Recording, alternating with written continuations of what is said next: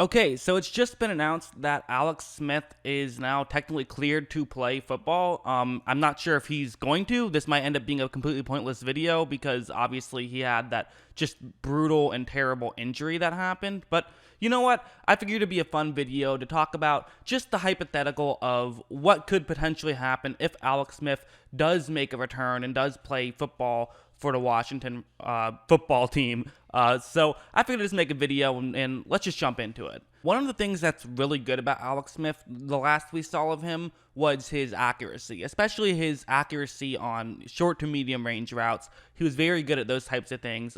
This is an example of what I'm talking about. It's a cover one play. It's going to be play action, and a receiver runs a slant route over the middle.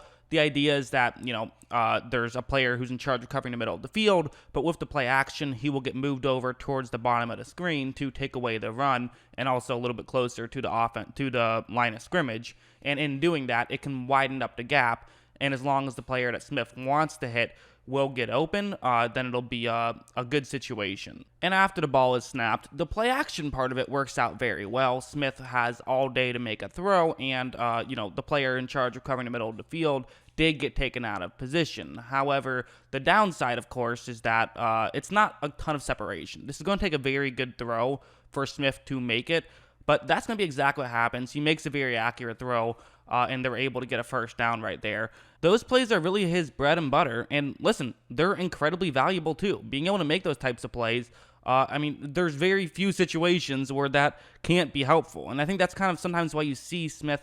He'll have, not a ton of passing yards in a specific game, but also you look at his quarterback win-loss record, which is admittedly not a great way to look at how good a quarterback is, but it's why he can win so many games despite the fact that he doesn't pass the ball a ton. I think he has more value than his bulk stats would show, basically. That's what I'm trying to say. Like, this is another example. It's the same play. It's going to be a cover one play action, receiver runs over the middle, tries to get into the end zone.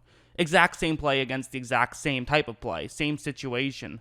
But what's interesting this time is that you're going to notice that the safety, since it's a end zone situation, he now has more freedom. He realizes this. He's going to try and crash in. So for Smith, if he wants to get a touchdown on this play, it's going to really take a perfect throw. The other one, it would have taken a good throw. This one, if he places it even maybe a foot off in any direction, it's not going to be a touchdown. It'll still be a completion, but not a touchdown.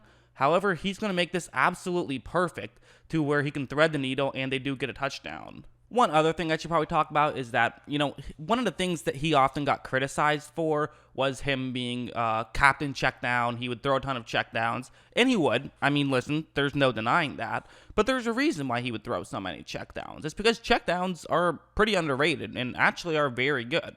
I mean, I find it weird how when it's a just decent, maybe fringe top 10 quarterback who's throwing a lot of checkdowns, it's used as an insult. Whereas if it's a great quarterback like Drew Brees or Tom Brady, it's used as a compliment. I mean, I don't know if anyone throws more checkdowns than Brees, but that's a good thing because it's effective. I think it's a good thing for Smith as well.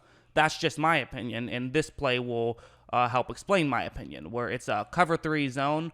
And on the top of the screen, you have, the way this is going to work is that you have a tight end who's running a deep route.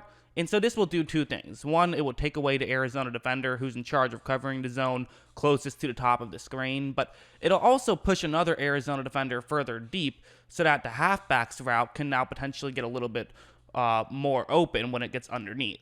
Like, watch, right when this ball is snapped, you notice that, okay, so tight end runs deep. This definitely forces both Arizona players, actually, in that area to stay deep. And so now when you look underneath, now you have the other Arizona player. He did stay further deep to make sure he covered the tight end throughout that whole route. But now the halfback can get open. Typically, this isn't that big of a deal because a halfback gets open. You can still, find a way to make the tackle before they get the first down.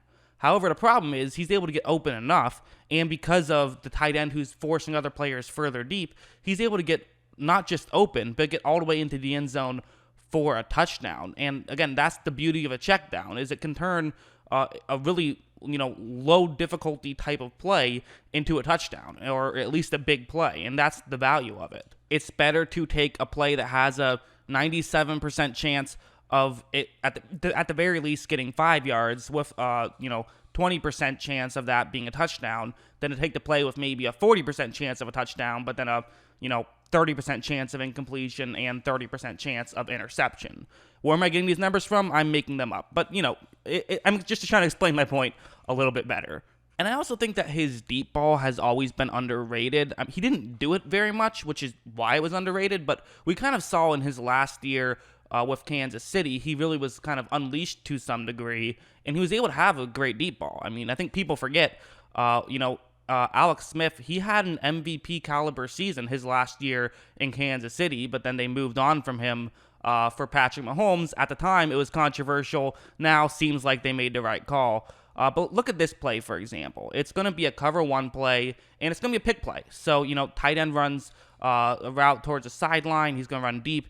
That's what they want to hit, and it's going to work out very well. I mean, watch how this pick play does work out very well. You can maybe even argue it's an illegal pick because of how far down the field it is, but they don't call it. So there's, definitely a window where you can make this throw. This is a wide open player. So the impressive thing isn't that Smith is going to make this throw. The impressive thing is how well he makes this throw, where it's perfect to where, you can catch it and continue running after the catch. Now, I know people are going to say, well, why would he rejoin the Redskins? Because, they're not very good. And, the last time he played for them, they were pretty decent. But, at the same time, a lot of the reason why they were pretty decent the last time he played with them, they went 6-3 before his injury. A big part of that was him, I think. Again, his stats weren't crazy, but I think that he plays better than his stats, and a lot of his negative plays, honestly, weren't really his fault. Like, this is a great example. This is just one example, but it's a cover one play again. It's man coverage. Jordan Reed's running a route to the sideline. But watch what happens right when this ball is snapped, and you're going to notice how there's some contact, and he just stops running, which basically just, the ball is hung out to dry, and it's an interception. And it's kind of just a confusing play more than anything, but I do feel like a lot of, again, this is one example. It's not like this was happening every game, but I'm using this play to sort of more exemplify my point that it's not like the Redskins were fantastic the last time he was there, and a big part of why they sort of fell off a cliff once he left was because he left. Of course, that wasn't all of it. There were plenty of reasons, and listen, I don't think the Redskins would make the playoffs with Alex Smith, even if he does return and is able to get to 100%. So, I would understand if he says, I don't want to play for, I'm not going to risk my leg for playing for a team that, I'm not even sure is going to be good. Like, best case scenario, we'll go 500. But at the same time, if he really is fully healed, then he's basically taking the same risk everyone else is. So I don't see why he wouldn't want to. Hey, maybe the Redskins won't be great next year, but maybe it'll be great in a couple of years. So I keep calling them the Redskins, too. Sorry. It's going to take me a while. I still say San Diego and Oakland, so it will take me a minute. I'm sure I've said it like 100 times in this video. But anyways, one more play I want to bring up. This is a play you probably won't see happen after the injury, even if he does return. It was a fun play, but what's going to happen is that you see all of that going on right there in that circle. There's 4 players who are towards the bottom of the screen, so you're kind of expecting some sort of pick play to some degree, which is why there's also 4 New Orleans players in that area. You also have the receiver on the top of the screen who's going to be running sort of like that, closer toward the middle of the field, which will obviously get the New Orleans player who's lined up with him to move further deep, but also it'll take away the safety who is further deep a little bit, as he has to be prepared to take away that route. And so then what they can do is simply with their 5 offensive linemen, have them simply just block the 5 players in the area, and Smith is going to run a quarterback draw. It's a pretty smart play, and after the ball is snapped, it works out, and he's able to get a touchdown. Smart play, fun play, I think.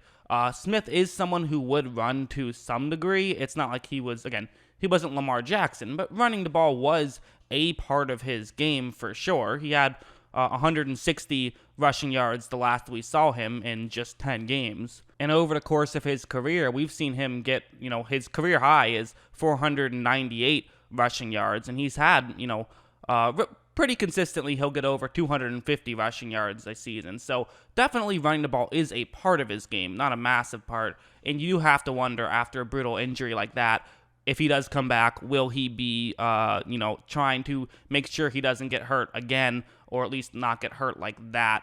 I could see it happening. At the end of the day, I have no idea if he'll come back. I just thought I'd make a fun video to talk about if he did come back, what would happen. Despite this, I'm 100% certain people are going to say, Jackson, he's not coming back, you idiot. Why did you make this video? I don't know. I mean, it's possible. Why not? I don't know. I could see it happening. Anyways, I just think it's fun. But anyways, if you guys like this video, I appreciate that. Let me know in the comments. What do you think about Alex Smith? If he did come back, what do you think that would mean for Washington? And do you think he's going to come back? Always love hearing from you. And of course, as always, thanks for watching.